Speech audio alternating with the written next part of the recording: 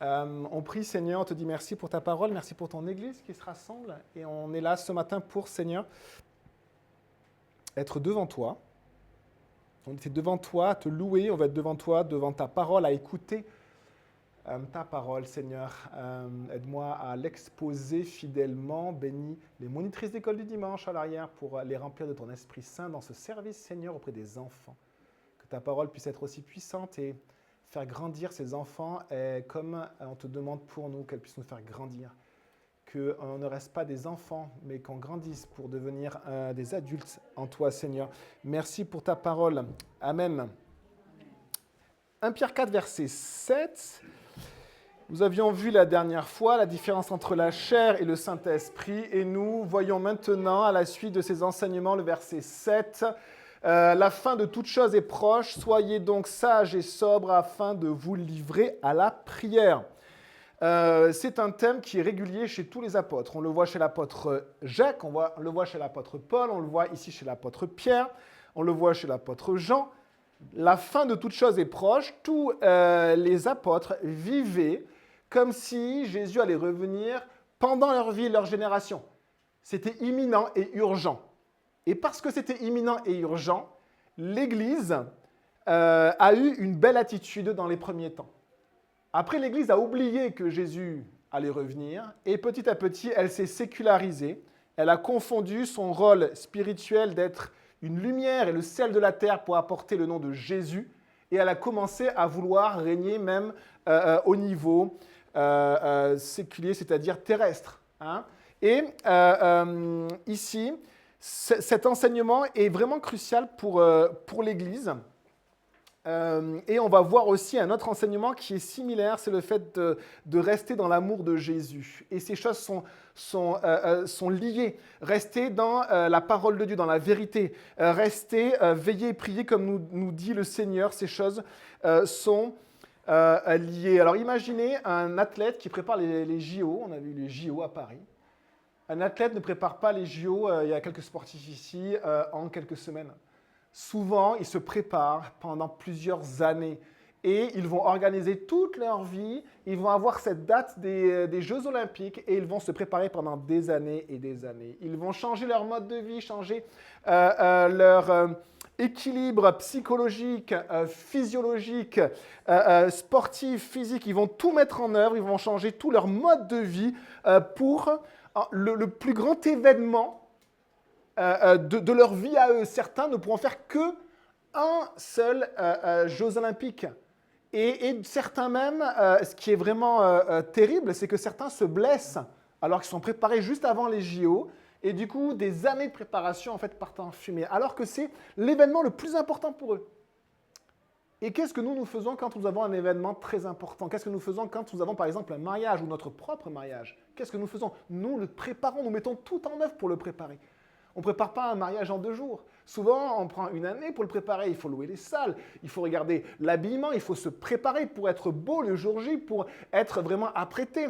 Il faut préparer aussi l'accueil, préparer tellement de choses. Et même les invités se préparent. Ils ne se disent pas la veille, ah mince, j'ai un mariage le lendemain. On se prépare, on regarde sa garde-robe, on va au magasin pour acheter des habits. On se prépare et c'est un événement important. Eh bien, ici, quelle devrait être notre préparation face à cet événement qui est annoncé par les apôtres depuis 2000 ans, les amis? C'est la fin de toute chose. C'est-à-dire que ce monde a une fin et nous sommes rentrés dans la dernière partie de l'histoire de l'humanité. Alors certains disent que le Seigneur tarde dans l'accomplissement de ses promesses. Et la parole de Dieu nous dit que non, le Seigneur ne tarde pas, mais c'est que c'est pour user de patience que le Seigneur attend qu'il y ait d'autres personnes qui viennent à lui, mais le Seigneur est à la porte. Et c'est cette dernière période de la fin des temps. Et quand l'Église oublie que Jésus, que son Seigneur revient, on a chanté le nom du Seigneur ce matin, eh bien, qu'est-ce qu'elle fait? Elle s'endort ou elle change de cap. Elle n'est plus dirigée et elle perd la mission que Dieu lui a donnée. Dieu l'a missionnée et elle se perd dans autre chose. Et donc l'apôtre nous dit ceci, la fin de toute chose est proche. L'apôtre Jean nous dit, c'est la dernière heure. Et pourquoi il nous dit ça? Parce qu'il nous dit, l'Antéchrist, il arrive.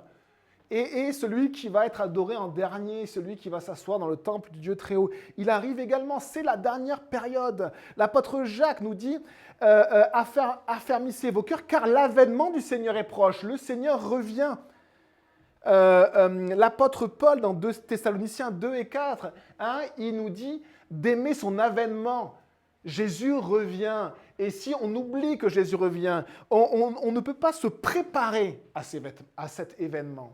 On se prépare pour un mariage, on se prépare pour les Jeux Olympiques. Il y a des nations qui se préparent pendant des années pour accueillir la Coupe du Monde. Nous, c'est un événement bien au-delà de tout cela. Ce sont des événements vains, tout ce dont j'ai parlé, pas le mariage, mais des Jeux Olympiques. Et là, c'est un événement, c'est la fin de toute chose. L'apôtre Pierre, dans sa deuxième lettre, va dire ceci dans 2 Pierre 3, verset 10. Vous pouvez tourner dans la deuxième épître de Pierre.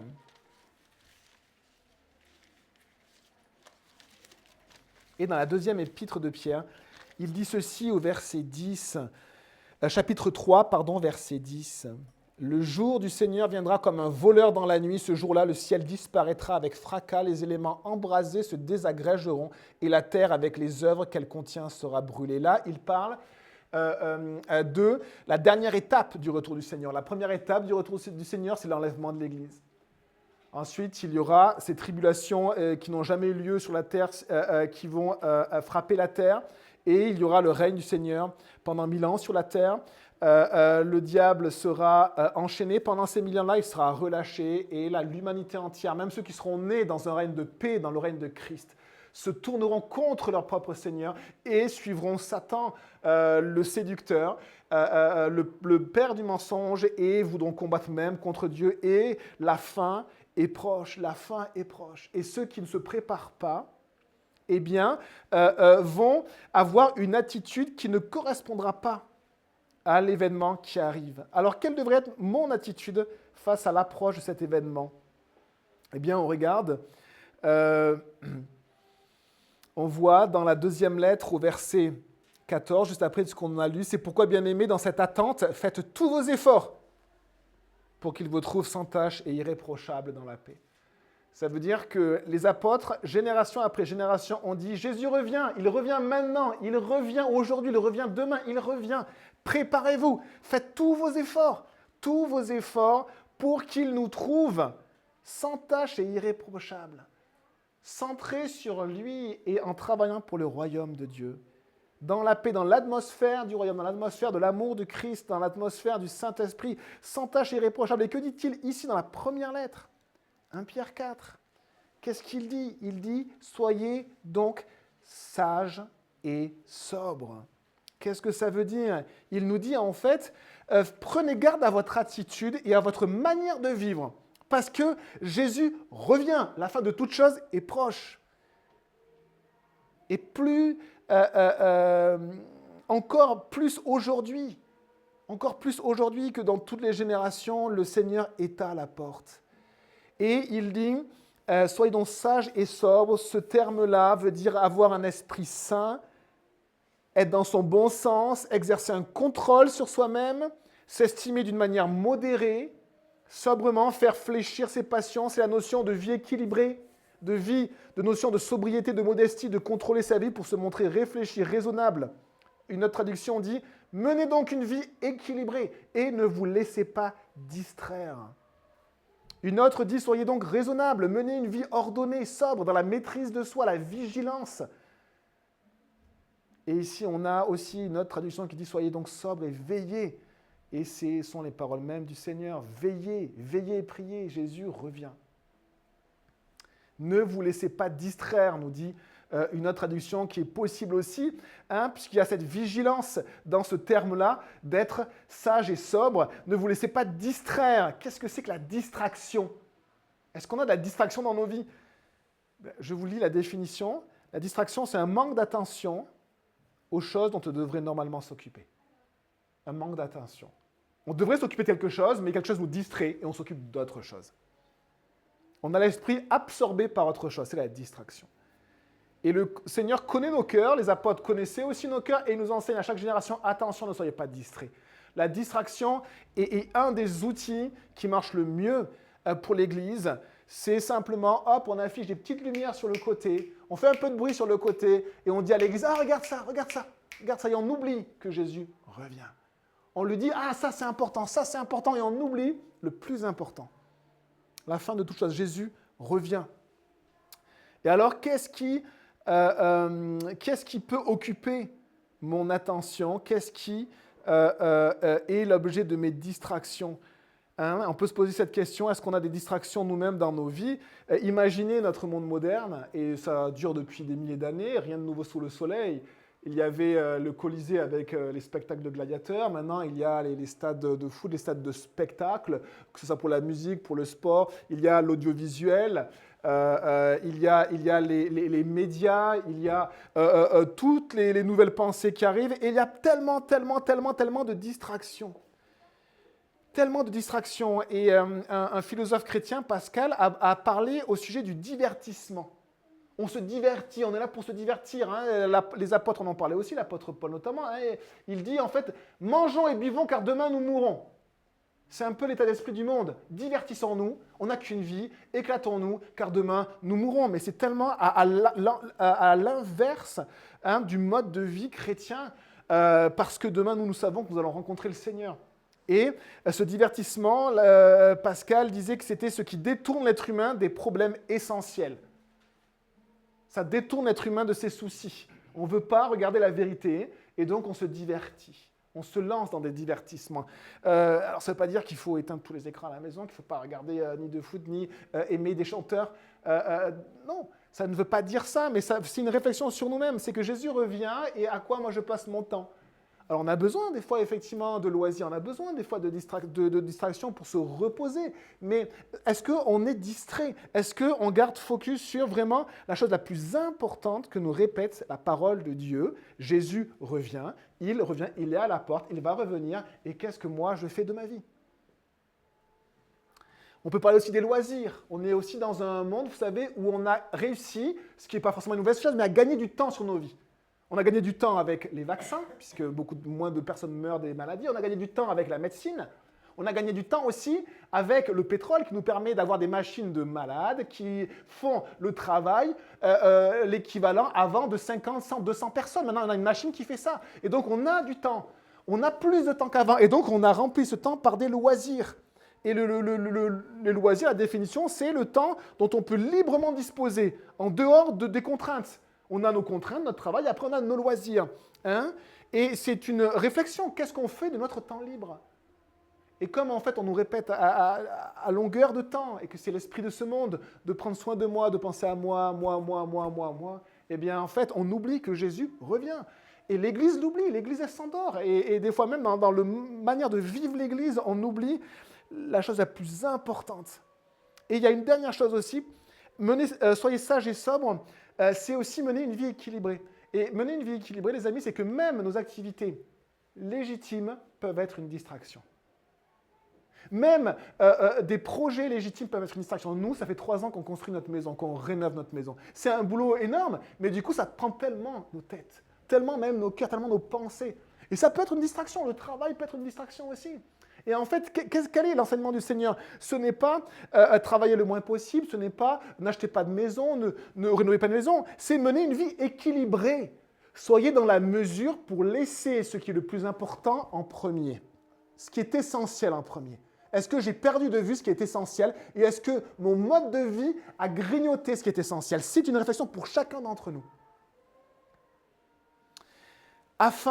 Pourquoi l'apôtre nous dit ça? Regardez, soyez sages et sobres afin de vous livrer à la prière.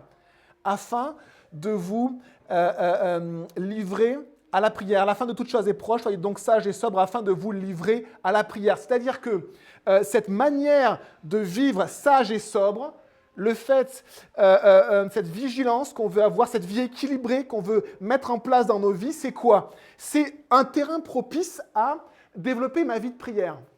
Souvent, on se dit, mais moi, je ne prie pas assez, j'ai du mal avec la prière. Tout le monde, ça, c'est l'histoire de l'humanité. On a du mal avec la prière. On a du mal avec la prière. Et en fait, la vie de prière ne vient pas automatiquement. Ce n'est pas du jour au lendemain de dire, ah ben voilà, moi je sais pas, il y a eu un avant et un après, ah, j'ai eu une vie de prière incroyable. Non, c'est préparer sa vie pour qu'elle soit un terrain propice à la prière.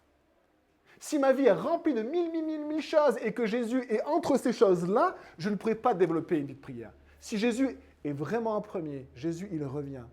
Et que ça a un impact sur ma vie et je me dis, Seigneur, mais qu'est-ce que tu veux pour ma vie de famille, ma vie de mon activité professionnelle, les projets que l'on a, mon déménagement, ma maison, n'importe tout, qu'est-ce que tu veux, Seigneur? Eh bien, qu'est-ce qui va se passer? Eh bien, on va commencer à modifier et à équilibrer notre vie et ce terrain-là va être propice à faire grandir ma vie de prière. Soyez sages et sobres, menez une vie équilibrée afin de vous livrer à la prière.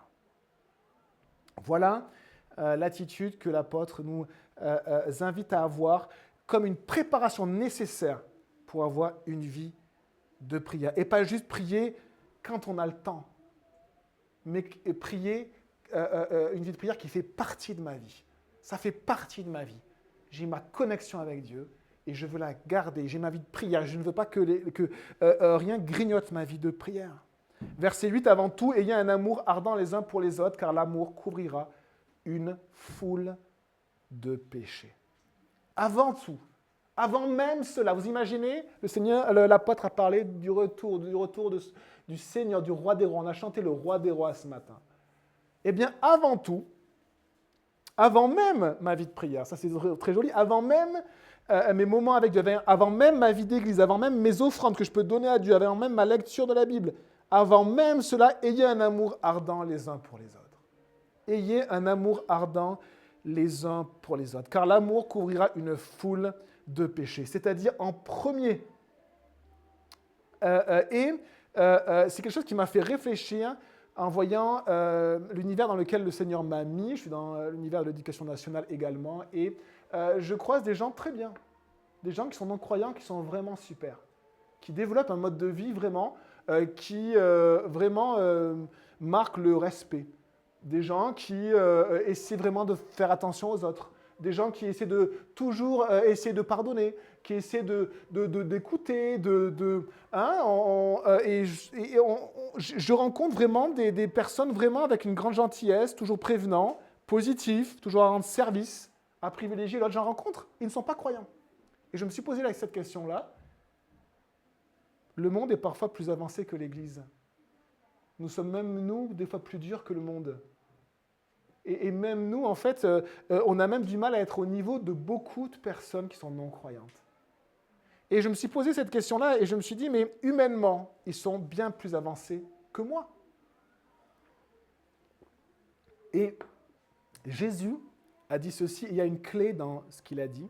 Dans Jean 13, verset 34, Jésus a dit ceci.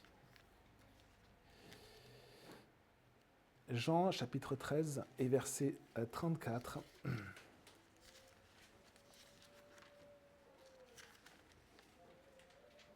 Il a dit ceci, « Je vous donne un commandement nouveau. » Je vous donne un commandement nouveau. Ce que Jésus a amené sur cette terre est nouveau. Et donc, mes collègues sont vraiment plus avancés que moi humainement, mais Jésus a apporté autre chose. Et que dit-il dans Jean 13, verset 34 ? Il dit, « Aimez-vous les uns les autres », mais il ne s'arrête pas comme cela. Il ne dit pas juste « Aimez-vous les uns les autres ». Il dit « Aimez-vous les uns les autres comme je vous ai aimé ». Vous aussi aimez-vous les uns les autres. C'est à cela que tous reconnaîtront que vous êtes mes disciples. Si vous avez de l'amour les uns pour les autres, on avait ce verset dans la vitrine il y a quelques années. C'est comme je vous ai aimé. Ça veut dire que Jésus, c'est ce qu'il a apporté. Il a apporté un amour qui vient de lui. Et ce n'est pas un amour juste humain. C'est ce que lui-même a apporté.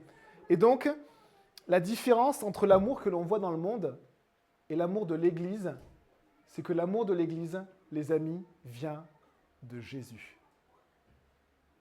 et il ne peut venir que de lui. L'amour de l'Église, les amis, vient de Jésus. Et le monde ne connaît pas Jésus. Ça veut dire que l'amour que nous avons est différent de celui du monde, parce qu'il vient de Jésus. Il vient de lui. Et j'ai été vraiment troublé, parce que on a également, vous savez, il y avait eu un homme qui avait fait une tuerie horrible en Scandinavie, je ne sais plus si c'était en Norvège ou en Suède. Il avait tué, il avait pris un arme, il avait tué des dizaines d'adolescents. Et ce qui était très étonnant, c'est que la population n'était pas pour qu'on l'exécute. Elle était pour soigner la personne. On va la soigner. On se dit, waouh, mais Jésus dit aimez vos ennemis, et là on a cet exemple-là de personnes incroyantes qui disent ceci. Quelle est la différence entre l'amour de l'Église et l'amour du monde? La différence, c'est que l'amour de l'Église vient de Jésus. Et rien d'autre ne ressemble à cet amour-là. Parce que ce n'est pas juste un amour qui regarde l'autre, les amis. C'est un amour qui transforme l'autre. C'est un amour qui transforme. Les médicaments ne transforment pas. Mettre un criminel et essayer de lui dire c'est pas grave, ça ne le transforme absolument pas. Mais l'amour de Jésus transforme. Il pardonne et il transforme. Et on avait un pasteur dans une conférence en Californie ces derniers jours qui justement disait, quand il est arrivé dans une église, il était un petit peu brisé. Et en fait, il disait juste, il y avait un amour. C'était rien de particulier, il y avait une atmosphère. Il dit, c'était thérapeutique. Ça agissait juste en moi. Un frère qui juste me met la main sur l'épaule. Il y avait juste un amour. Et cet homme s'est reconstruit. Ce que le monde n'avait pas réussi à lui donner. L'amour de Christ, les amis, c'est ce qu'il a apporté de nouveau. Et ça ne vient que de lui. Et c'est un amour qui n'est pas juste agréable, mais qui agit en nous. Alors aimer, ce n'est pas évident d'aimer. Aimez-vous les uns les autres. Donc là, on lit le passage. Avant tout, ayez un amour ardent les uns pour les autres. Et on prie pour que le Seigneur, par le Saint-Esprit, développe ça dans notre Église. C'est quelque chose de très simple qui ne vient pas de moi. Ça vient de Jésus. Et donc on veut juste que Jésus, il ait de la place en fait. On veut juste qu'on soit des croyants qui laissent la place à Jésus. Et il y a une phrase qu'un enseignant me disait il y a longtemps. Il me disait en fait, je ne suis pas complet. J'ai besoin de mon frère et de ma sœur, je ne suis pas complet. Et le frère et la sœur que Dieu m'a donné, en fait, c'est un cadeau de Dieu. Et il faut qu'on apprenne, en fait, à voir mon frère et ma sœur comme un cadeau. Dieu m'a fait des cadeaux, ce sont mes frères et mes sœurs. Aimez-vous les uns les autres. Aimons-nous les autres. Vous êtes des cadeaux pour moi et chacun, vous êtes des cadeaux pour les autres. On est des cadeaux les uns pour les autres. Et quand on réalise ceci, peut-être justement, on va réussir à avoir les lunettes de Jésus. Nous, on prend souvent des lunettes où, vous savez, si nos lunettes amplifient les défauts des autres, on va avoir du mal à aimer. Si je vois que les défauts, elle fait toujours ça. Lui, elle.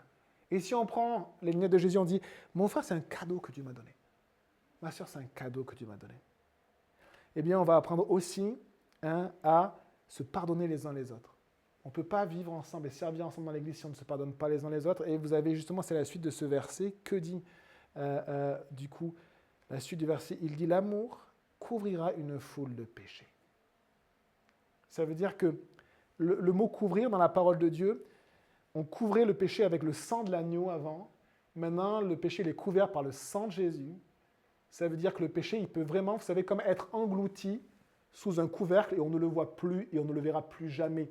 C'est cette notion de pardon de Dieu, aussi d'expiation par Jésus. Et donc, l'amour dans l'Église, va m'aider à couvrir le péché, c'est-à-dire à pardonner à mes frères et sœurs quand ils sont un peu difficiles, un peu piquants, et quand ils sont un peu centrés sur eux, se dire, mais moi j'étais comme ça, et peut-être des fois je redeviens comme ça, et c'est un cadeau, et le Seigneur veut faire quelque chose de merveilleux dans la vie de mon frère ou de ma sœur. Et on peut aussi essayer de voir les autres, pas forcément comme ils sont parfois, parce que des fois c'est difficile, mais comme Jésus va les transformer. Jésus nous transforme. Et en fait, on réalise à quel point il peut faire de nous, des brebis du Seigneur, des gens juste à fond pour lui, utiles pour son Église, pour son royaume. Psaume 85, 2 nous dit « Tu as pardonné l'iniquité de ton peuple, tu as couvert tous ses péchés. » C'est la notion de couvrir les péchés. Et donc, l'amour va nous aider à pardonner les péchés de l'autre, mais c'est aussi une atmosphère, le pardon. C'est comme l'amour, c'est une atmosphère. C'est pas juste là on va aimer, là on va pas aimer. C'est qu'on vit dans l'amour de Christ. Et il vient de Christ, c'est pas l'amour des hommes, c'est pas mon amour, c'est l'amour de Jésus. Et cet amour-là va m'aider en fait à vivre dans l'atmosphère du pardon. C'est comme le couple, c'est comme le mariage. Si on n'est pas dans l'atmosphère du pardon, je crains pour votre mariage. Si vous ne demandez jamais pardon à vos femmes ou à vos maris, vous péchez, c'est un péché. Parce que Dieu nous dit, si tu ne demandes pas pardon, Dieu ne te pardonnera pas non plus. Et on a besoin de s'humilier chacun et de demander pardon. Cette atmosphère de pardon, c'est à la fois pardonner, mais c'est à la fois demander pardon. C'est les deux. C'est pardonner et demander pardon. Et donc, regardez ce que la parole nous dit ce matin. Elle nous dit ensuite, le verset suivant, exercer, donc je reprends ce terme, je n'ai pas juste noté un amour ardent. Ardent, ce n'est pas un amour qui est une petite flamme, c'est un amour qui s'alimente. D'accord ? Ce n'est pas une mèche qui fume un peu, il y a un petit peu de braise, mais c'est vraiment un feu. C'est un feu qu'on alimente, qu'on souffle dessus, on s'habitue à aimer, on s'habitue à pardonner, on s'habitue à demander pardon. Et du coup, le feu va grandir. Alors, s'il vient de Christ, l'amour de Jésus, il y a une chose qui est importante, c'est qu'il vient profondément, l'amour de Jésus, de la parole de Dieu. Profondément. Jésus dit ceci, « Si vous gardez mes commandements, vous demeurerez dans mon amour. » Comment faire pour vraiment vivre d'une atmosphère d'amour ? Eh bien, ça va découler profondément de la parole du Seigneur. Accepter cette parole-là, vouloir vivre comme le Seigneur le veut de cet amour-là. Vivre dans l'amour de Christ. Verset 9, exercer l'hospitalité les uns envers les autres sans murmurer. Ça, c'est très intéressant. Verset 9, exercer l'hospitalité les uns envers les autres. Alors, exercer l'hospitalité, ce n'est pas s'obliger à inviter, ce n'est pas non plus une personne qui veut habiter chez les autres. Ce n'est pas ce cas-là, d'accord ? Ce n'est pas une personne qui veut habiter chez les autres. C'est nous, le Seigneur nous invite à être accueillants et à que nos maisons soient accueillantes.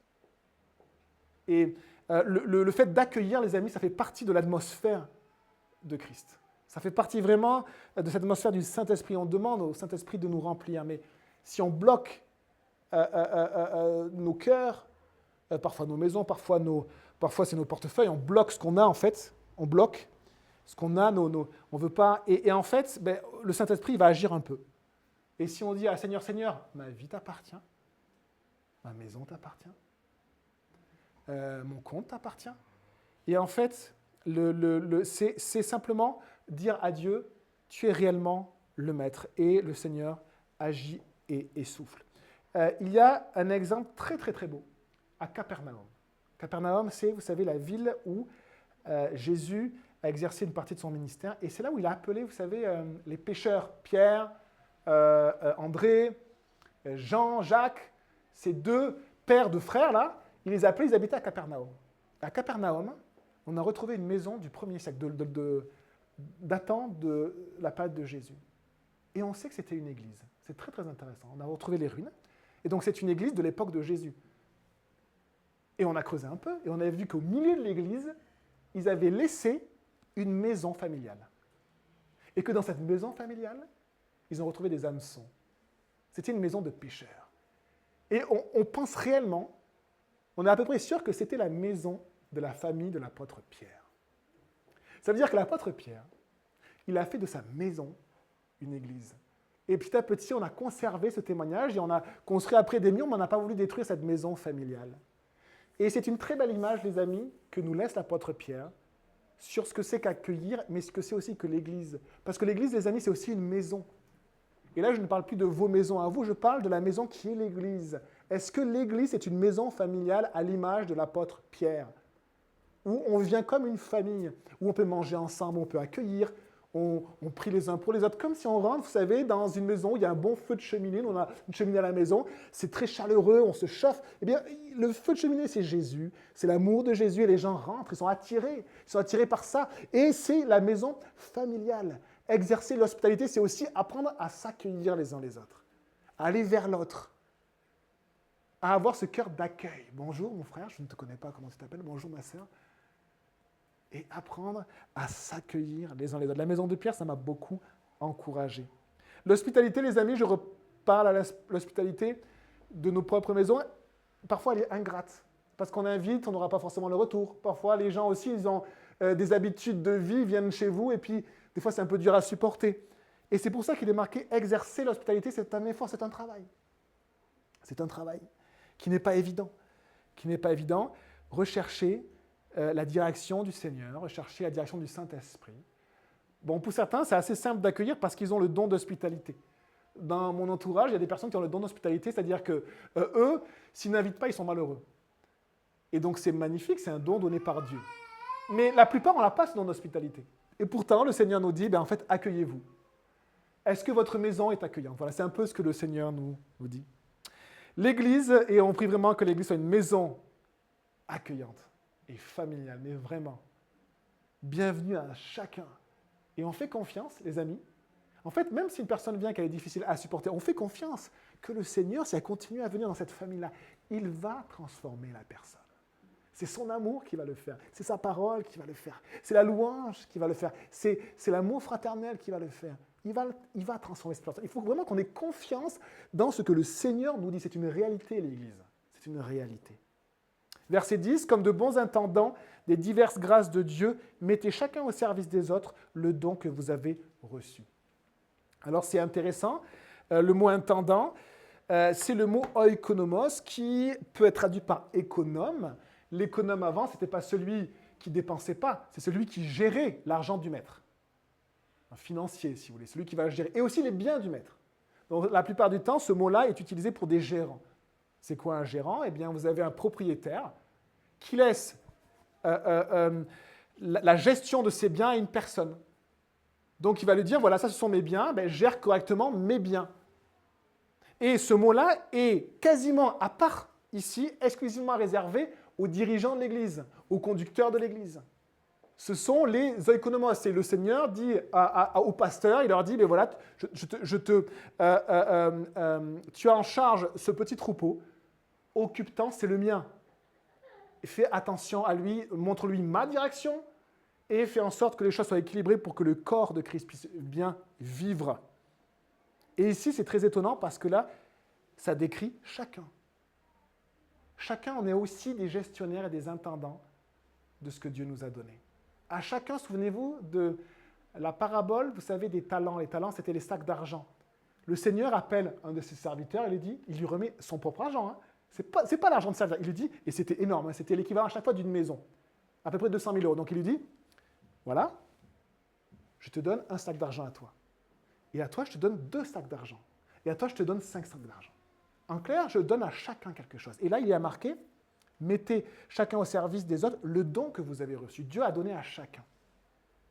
Certains enterrent dans la terre ce que le Seigneur leur a donné, et d'autres essaient vraiment d'être utiles pour le Seigneur, avec ce que le Seigneur leur a mis à cœur et ce qu'il leur a donné. Et c'est aussi encore un enseignement sur la manière de vivre l'Église. Et ce qui est très étonnant, les amis, regardez, comme de bons intendants, des diverses grâces de Dieu. Souvent, on est très réducteur dans les dons. Les dons dans l'Église, il y a le don de l'enseignement pour le pasteur et le don de celui qui va être à la louange. Non, regardez, pas du tout. Ou le don pour, par exemple, les monitrices d'école du dimanche. Elles ont des dons pour s'occuper de vos enfants, je vous assure. Et vraiment, honorez-les. Et moi, je suis vraiment très reconnaissant pour tous ces serviteurs et ces services qu'il y a dans l'Église. Mais des diverses grâces de Dieu, il y a 2 choses à retenir là-dedans. Une grâce, c'est quelque chose que j'ai reçu de Dieu et qui ne m'appartient pas, que je ne mérite pas. Et diverses, c'est un mot magnifique. C'est un mot qui pourrait vouloir dire toutes les couleurs. C'est un mot qui veut dire, avec une diversité qu'on n'arrive même pas à compter, combien de grâces Dieu a donné. Ça veut dire que les dons ne se réduisent pas à 2, 3, 4 dons. Ce sont à la fois les dons spirituels, sont à la fois le fait d'accueillir, c'est à la fois le fait de gérer la technique, c'est à la fois de s'occuper des enfants, mais des fois, c'est des choses très étonnantes dont on n'aurait pas pensé. Des personnes vont venir dans l'église et on ne sait pas pourquoi il va y avoir de la joie autour d'eux parce que Dieu leur a fait la grâce de la joie. Et que là où ils sont, ils apportent la joie avec eux. D'autres, ça va être le fait d'amener des choses pour les autres. On avait une sœur qui aimait beaucoup faire des petits cadeaux et ça a encouragé l'église. Et donc les grâces sont tellement diverses, on ne peut même pas, si vous voulez, citer la liste. Mais on peut simplement se dire, peut-être, quelle attitude, moi, j'ai. Est-ce que je suis un bon gestionnaire de ce que Dieu m'a donné? Un jour, je vais, du coup, me présenter devant le Seigneur. Le Seigneur va me demander que je me présente devant lui. Et il va me dire, qu'est-ce que tu as fait de ce que je t'ai donné? Et donc, à quoi servent à ce moment-là les pasteurs? Eh bien, prenez Éphésiens 4, parce qu'il y a la notion de corps, les amis, à comprendre, à saisir.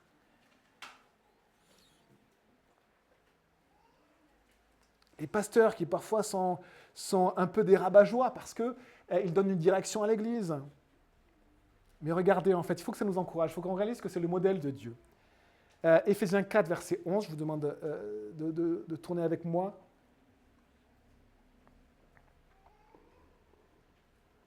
Et donc, on parle de Jésus qui est descendu au plus profond de la terre par la croix et qui est remonté au-dessus de toutes choses.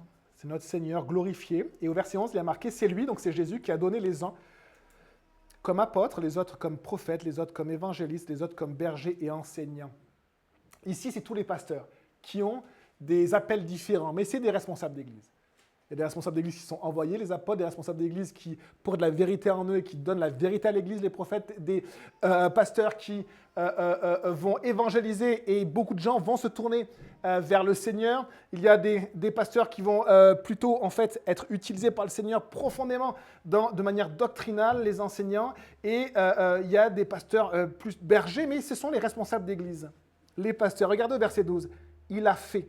C'est-à-dire, il donne des personnes à l'Église. Pourquoi? Il a fait pour former les saints aux tâches du service, en vue de l'édification du corps de Christ. Pourquoi il y a des pasteurs? Pour que les croyants puissent chacun servir de manière équilibrée. On l'avait vu, la notion d'être équilibré. En vue de l'édification du corps de Christ, pour que le corps grandisse, il y a besoin d'équilibre, il y a besoin de direction. Et ça va être le rôle, simplement, du responsable et du pasteur, simplement de voir juste si les choses sont équilibrées, d'encourager ceux qui ont du mal à servir, de peut-être ceux qui manquent de mesure et qui servent trop ou d'une manière peut-être excessive, de dire de les aider à être mesurés dans leur service pour que chacun puisse simplement, on puisse être un corps fonctionnel. Si le bras droit est très très très gros, je ne sais pas si vous voyez des fois ceux qui font de la musculation, ils ont des parties du corps énormes et des tout petites jambes. C'est assez déséquilibré, c'est même assez moche et assez marrant, mais parfois le corps de Christ peut ressembler à ça. On peut avoir un service très très développé et tout le reste en fait est tout fin et donc on a besoin d'équilibre. Regardez la suite. Jusqu'à ce que nous parvenions tous à l'unité de la foi. On parle beaucoup d'unité, hein. Mais là, l'unité, vous avez vu, elle se vit dans l'église locale au travers de cette manière de vivre avec ce fonctionnement que le Seigneur donne et de la connaissance du Fils de Dieu. À la maturité de l'adulte, on veut grandir, les amis. On ne veut pas rester enfant dans la foi, on veut grandir. Et pour grandir, on a besoin de vivre l'église, de vivre le corps de Christ, de cette manière-là, de reconnaître, de discerner le corps, de vivre l'église simplement à la mesure de la stature parfaite de Christ. Ainsi, nous ne serons plus de petits enfants ballottés et emportés par tout vent de doctrine, par la ruse des hommes et leur habileté dans les manœuvres d'égarement. Donc, vivre l'Église, ça nous protège. Ça nous protège. Hein, de partir sur des faux enseignements, d'être aussi déséquilibré, d'être instable, d'aller à un endroit, puis à un autre, à un endroit, à un autre. Ça nous protège, ça nous stabilise. Hein. Et verset 15, mais en disant la vérité dans l'amour, nous grandirons à tout point de vue vers celui qui est la tête, Christ.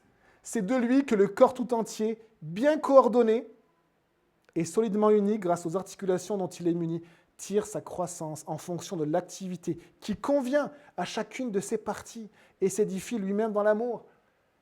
Vous êtes chacun un membre du corps de Christ et vous avez chacun une place. Alors on pourrait se dire, mais quel don j'ai, on va faire des tests pour savoir mes dons. Et vivez simplement l'Église et sachez que le Seigneur va vous utiliser. Et souvent, les amis, il y a des choses qu'on a en tête, qu'on a besoin de laisser à la croix, et le Seigneur révèle d'autres choses par son esprit dans l'Église. Et ça se fait de manière très simple, les amis. Sans pression, en vivant l'Église dans l'humilité, en étant connectés les uns les autres, soumis à Christ, soumis aussi au leadership de l'Église, les amis. Et on croit que le Seigneur va faire grandir et bénir son Église. Priez pour votre Église. Le corps bien coordonné. Et là, qu'est-ce qu'il est dit? On parle du corps bien coordonné. Et là, il y a marqué, mettez chacun au service des autres le don que vous avez reçu. Chacun au service des autres. Restez connectés. Vivez l'Église avec humilité. Le Seigneur va faire de belles choses pour chacun d'entre nous. Les pasteurs ne sont pas là pour brimer, pour autoriser ce qu'ils veulent. Mais le Seigneur donne aux pasteurs un discernement du corps. Et parfois, les pasteurs voient en se disant, tiens, là, c'est déséquilibré. Et donc, ils le disent, mon frère, ma soeur, là. Et des fois, il y a un manque et il y a une personne qui est là et qui n'ose pas. Et le Seigneur donne ce discernement aux pasteurs. C'est juste l'appel des conducteurs et dirigeants d'église. Et c'est leur rôle simplement d'encourager, d'équilibrer et de montrer toujours la bonne direction du Seigneur de Christ. Regardez le dernier verset. Le dernier verset, c'est celui-ci, après on aura fini. Le dernier verset, au verset 11. « Si quelqu'un parle, qu'il annonce les paroles révélées de Dieu. Si quelqu'un accomplit un service, qu'il le fasse avec la force que Dieu communique, afin qu'en tout Dieu reçoive la gloire qui lui est due à travers Jésus-Christ. » Le rôle des pasteurs, c'est aussi de faire attention et de prendre garde à ce que la gloire revienne à Dieu. Et on a un problème, les amis, aussi, c'est que quand quelqu'un a du talent, on ne regarde plus Dieu, on regarde le talent. Quand une personne chante bien, on regarde la personne qui chante bien. Et on ne regarde plus Dieu. Et c'est là où, en fait, c'est une mise en garde, les amis, et c'est la mise en garde aussi des marchands du temple. Vous savez, les marchands du temple, quand Jésus est venu dans le temple, c'est la maison de Dieu, il a chassé les marchands du temple, parce qu'ils faisaient du commerce. Et on pourrait se dire, mais jamais on fera ça. Si, c'est possible. Le processus qui s'est initié pour arriver à ce moment-là des marchands du temple, c'est le fait d'avoir adoré autre chose que Dieu. On a commencé à adorer, par exemple, les sacrifices. De dire les sacrifices sont vraiment importants. Et donc, il faut que les gens qui viennent puissent acheter les sacrifices au plus proche du temple. C'est beau. Et donc, on va mettre des gens qui vont vendre les sacrifices à côté. Et après, on a commencé à adorer aussi la dîme et les offrandes pour le Seigneur. Les gens doivent donner pour le Seigneur, donc il faut qu'ils puissent changer leur argent, un argent purifié. C'était l'échange qu'il y avait aussi. Et on a commencé à faire ça. Et la seule chose que le peuple a commencé à faire, c'est qu'il a commencé à adorer autre chose, quelqu'un d'autre que Dieu. Et nous ne voulons pas adorer quelqu'un d'autre que Dieu ici. Et c'est pour ça que nous préférons la simplicité. On préfère quelqu'un qui ne chante pas bien. Mais on s'encourage les uns les autres à chanter à Dieu. Et ça glorifie un seul nom, Dieu. Et si le Seigneur montrera qu'une personne a cet appel-là, le Seigneur le fera. Le Seigneur le fera. Mais que ça nous encourage afin qu'en tout, Dieu reçoive la gloire. Et je n'ai pas envie de me retrouver devant le Seigneur et que le Seigneur me dise, regarde le troupeau que je t'ai confié et regarde, à ce moment-là, je n'ai pas reçu la gloire. C'est quelqu'un, ou quelqu'un d'autre, ou un talent, ou peut-être toi, Bruno, ou peut-être un talent, ou une personne, ou une manière de vivre qui a reçu la gloire à ma place. Et on n'a pas envie de ça, les amis. On veut vraiment glorifier le Seigneur. Regardez comment ça finit. Donc, si quelqu'un parle, qu'il annonce les paroles révélées de Dieu, les amis, on a dans l'Église parfois des moments où on peut prier. Et c'est des moments où vous êtes libre d'exprimer quelque chose. Il n'y a pas de pression, il n'y a pas de « attention à ce que vous dites ». Vous êtes libre de vous exprimer. Et là, il y a marqué simplement, le but de s'exprimer, c'est de s'exprimer ce que Dieu vous a mis à cœur. Pas vos pensées, mais juste ce que Dieu vous a mis à cœur. Les paroles révélées de Dieu. Si quelqu'un accomplit un service, et il y a la place pour chacun pour servir les amis, qu'il le fasse avec la force que Dieu communique. Pas avec sa propre force. Pas avec avec la force de Dieu. Et il y a la place pour chacun, que chacun puisse... Il y a du boulot pour chacun. La moisson est grande, nous dit le Seigneur, et il y a du travail pour chacun. Mais regardez comme c'est beau, afin qu'en tout, Dieu reçoive la gloire qui lui est due à travers Jésus-Christ. C'est à lui qu'appartiennent la gloire et la puissance au siècle des siècles. Amen. On prie les amis. Seigneur, merci pour ta parole. Et on te demande simplement de bénir ton Église, Seigneur. On va être une Église simple, une Église qui te glorifie toi, une Église qui t'aime toi, une Église qui aime la parole de Dieu, ta parole, une Église qui aime te chanter, qui aime te servir, qui aime venir dans cette maison familiale qui est le temple du Seigneur. On ne veut pas faire, Seigneur, rentrer des choses dans ton Église. On va en faire sortir des choses, tout ce qui n'est pas à ta gloire de nos vies. On va faire sortir tout ce qui n'est pas à ta gloire, Seigneur, ce matin. On va faire sortir ce qui prend ta place et qu'il n'y ait plus que toi dans le temple, Seigneur. Et qu'on puisse t'adorer, se réjouir, réaliser que c'est une bénédiction incroyable, une grâce incroyable, que tes grâces sont diverses, infinies et que nous en bénéficions les uns pour les autres, mais aussi pour te glorifier, Seigneur. Ton nom est grand, que ton nom soit béni. Amen.